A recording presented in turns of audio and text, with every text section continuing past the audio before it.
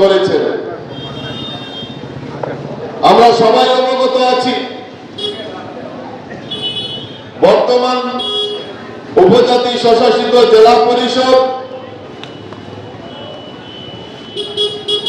মতা দল দ্বারা পরিচালিত ছিল। সেই জায়গায়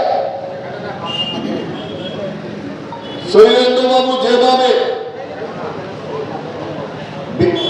বিরোধী বেঞ্চে বসে এই কাঞ্চনপুরের জন্য যতটা ডেভেলপমেন্টের পরিকল্পনা গ্রহণ করেছেন, দল প্রার্থী করেছে আগামী দিন আপনাদের আশীর্বাদ দিয়ে আপনাদের আরো বেশি সেবা করার সুযোগ করে দেওয়ার জন্য আজকে আমরা প্রথম বাজারে স্কোয়াডিং মিছিল হয়েছে, এবার বাজার সভায় মিলিত হয়েছে।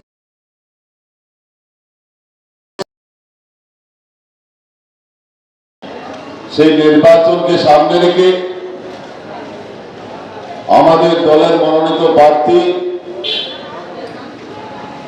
আপনাদের সবার সুপরিচিত, অত্যন্ত নিষ্ঠাবান এই ভারতীয় জনতা পার্টির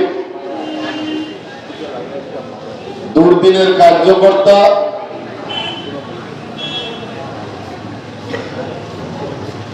মারহাটিকে এই কাঞ্চনপুরে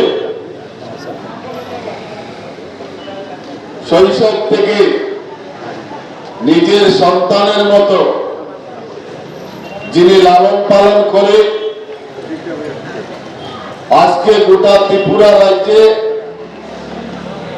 ভারতবর্ষে এবং ভারতবর্ষের অধিকাংশ রাজ্যে আমাদের ভারতীয় জনতা পার্টির সরকার চলছে। এমন একজন ব্যক্তিকে দ্বিতীয়বারের মতো দল প্রার্থী করেছে। শ্রদ্ধেয় শৈলেন্দ্রনাথ মহাশয় নিষ্ঠার সহিত ভারতবর্ষের গরিব মানুষের সেই চিটফান্ড থেকে মুক্তি দেওয়ার জন্য, তাদের ব্যাংকে অ্যাকাউন্ট ব্যাংকমুখী করার জন্য পরিকল্পনা গ্রহণ করা হলো না কেন, তার জন্য দায়ীকে বলে চিৎকার করেন, মিছিল করেন, বাড়িতে বাড়িতে চাঁদা আদায় করেন, রসিদ কাটেন।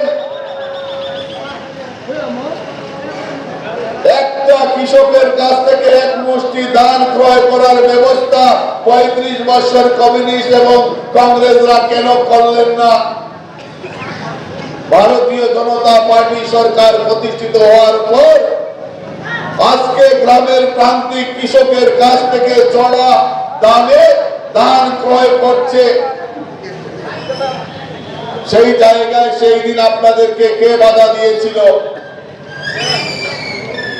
আজকের দিনে ত্রিপুরা রাজ্যে আয়ুষ্মান কার্ডের মাধ্যমে গোটা ত্রিপুরা রাজ্যের জনসাধারণ 5 লক্ষ টাকা বিনামূল্যে চিকিৎসার সুযোগ পাচ্ছে।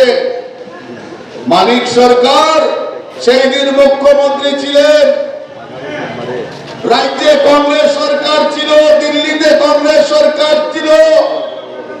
ভারতবর্ষে গরিব মানুষের জন্য কেন সেই দিন আয়ুষ্মান কার্ড বিনামূল্যে 1 লক্ষ টাকার চিকিৎসার সুযোগ করে দেওয়া হলো না?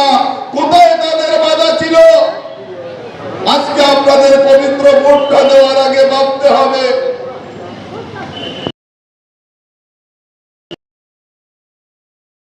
আমরা ভারতীয় জনতা পার্টি 2018 সালে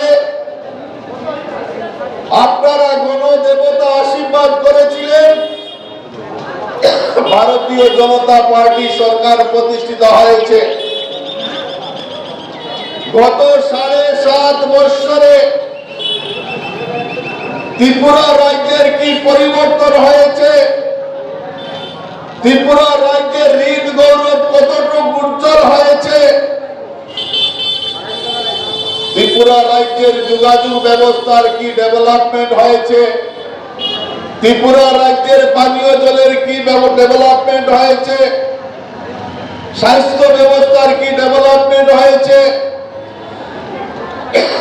এডুকেশন ডিপার্টমেন্টের কি ডেভেলপমেন্ট হয়েছে, আপনারা আপনাদের পবিত্র ভোটটা দেওয়ার আগে নিজেকে প্রশ্ন করতে হবে।